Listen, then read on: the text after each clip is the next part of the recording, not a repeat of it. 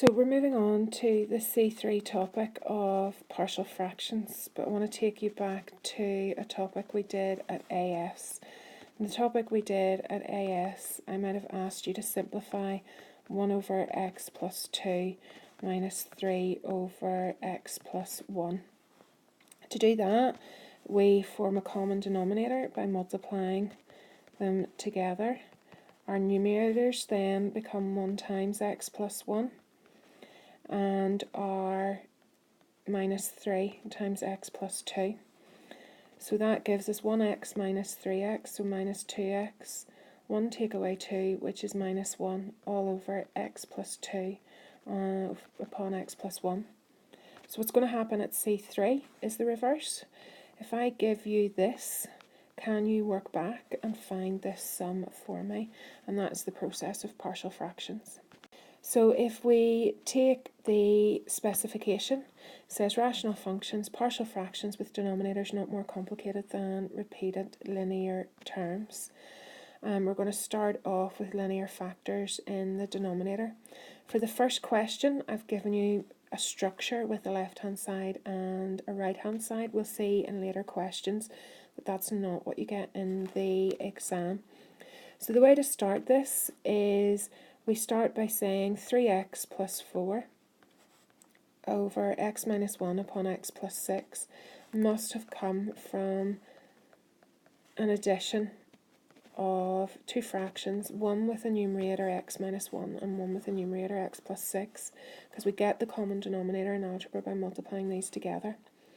Now this next step I'm going to put in a different coloured pen. I'm going to show you it in the first example, but we won't always put it in our notes. And the way to manipulate this is we are going to multiply through every term by the common denominator. So what happens on the left is the x minus 1 cancels, the x plus 6 cancels, and we are left with 3x plus 4. On the right,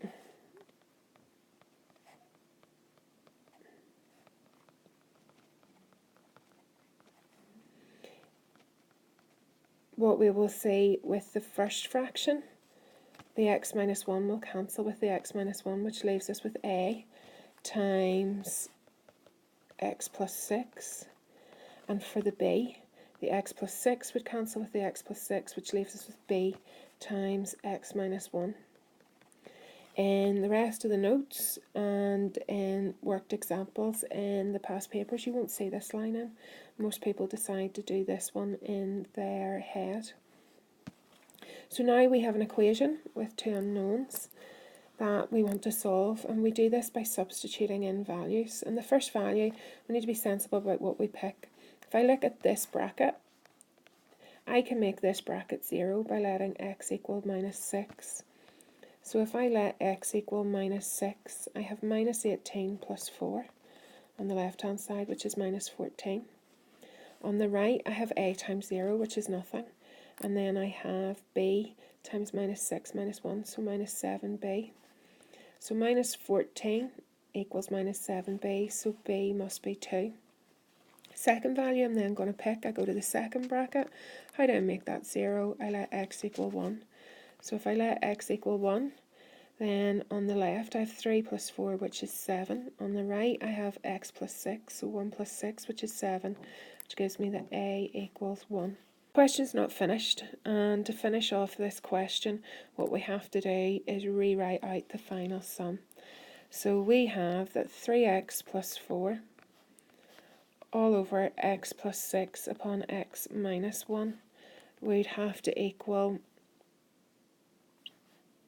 a, which was 1, over x minus 1, plus b, which was 2, all over x plus 6. Then take our second example, and this is how it's going to look in the exam. Express in partial fractions, so we want 2 over 2x plus 1 upon x plus 4. So that has to equal something over 2x plus 1 plus something over x plus 4. Multiplying through every term by 2x plus 1 upon x plus 4. Denominator and numerator cancel, so we get 2 on the left. The 2x plus 1's cancel, which gives us a times x plus 4. and then the x plus 4's cancel, which gives us b times 2x plus 1. This time we look at the bracket again, and if we look at this one, if I let x equal minus 4, that is 0. So 2 equals minus 7b. And then for this bracket, to make that 0, x would have to equal minus 1/2. So 2 would equal 3.5 times a. So 2 equals 7 over 2 times a. A would be then 1/7. So how do we write this in then?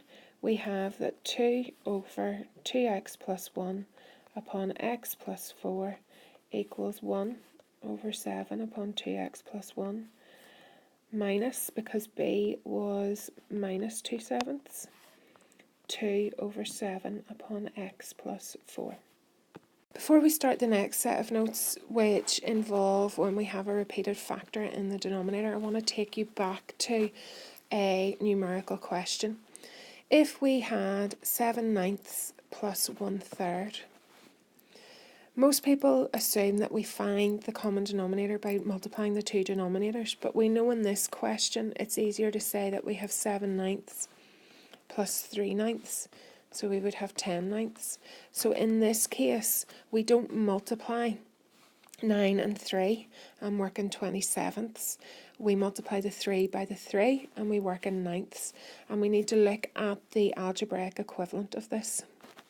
So when we look at this question, and again I've started by setting it up for you, we need to account that x plus 1 all squared can have come from a fraction with an x plus 1 and a fraction with an x plus 1 all squared.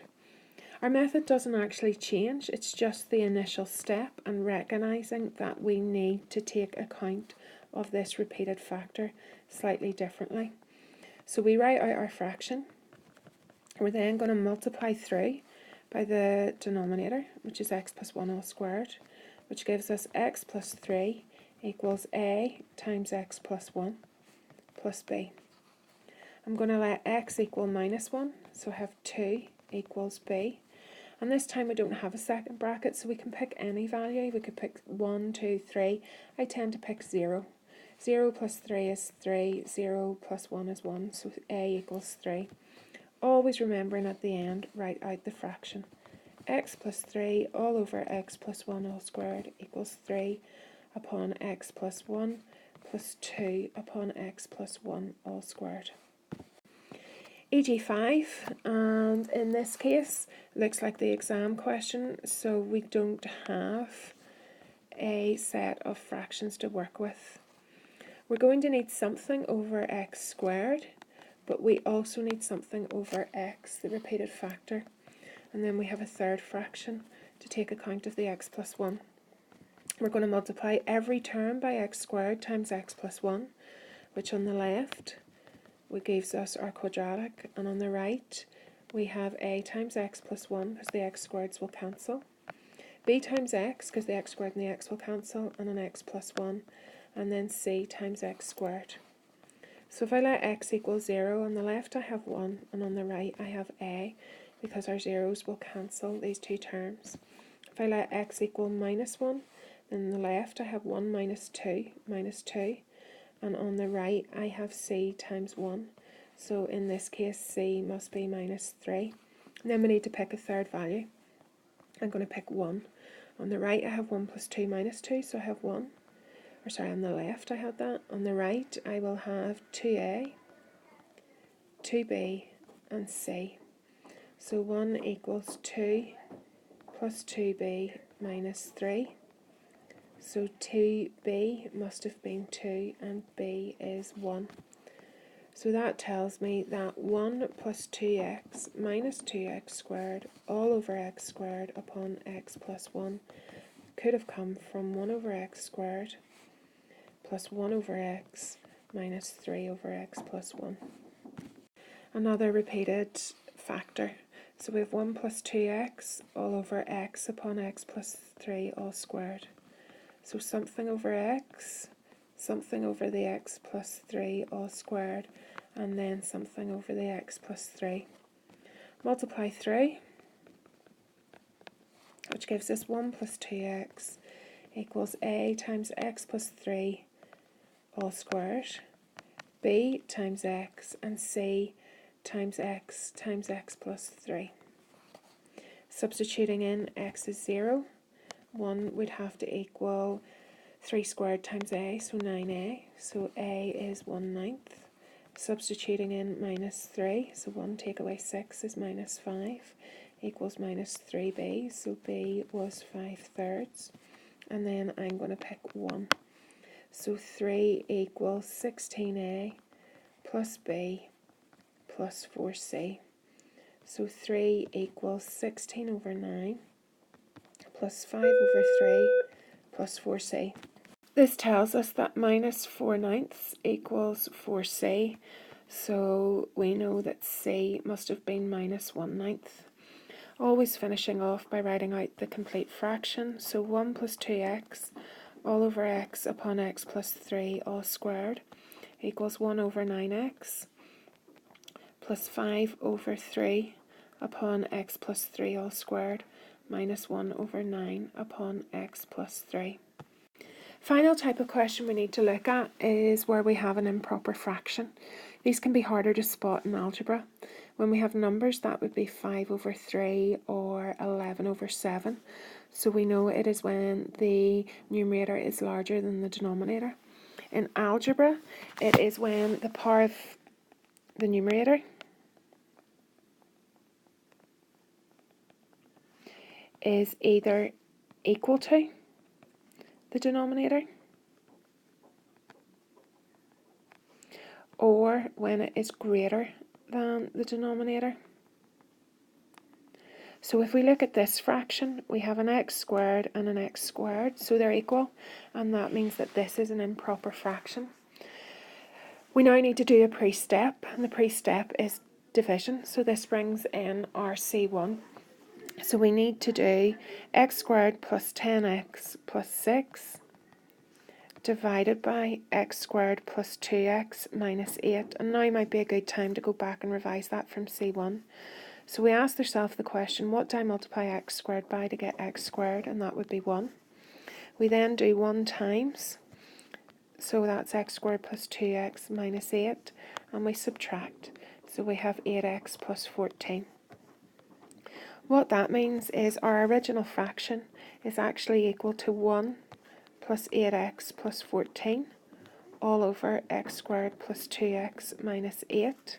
And we have to take this section and write it in partial fractions. So 8x plus 14 all over, and I'm going to factorize the denominator, would equal something over x plus 4 plus something over x minus 2. Multiplying through gives me 8x plus 14, denominators cancel, then a times x minus 2 plus b times x plus 4. If I let x equal 2, then I have that 30 equals 6b, so b was 5. And if I let x equal minus 4, I have 14 take away 32, which is minus 18, equals minus 6a, so a was 3. So this then means that our original sum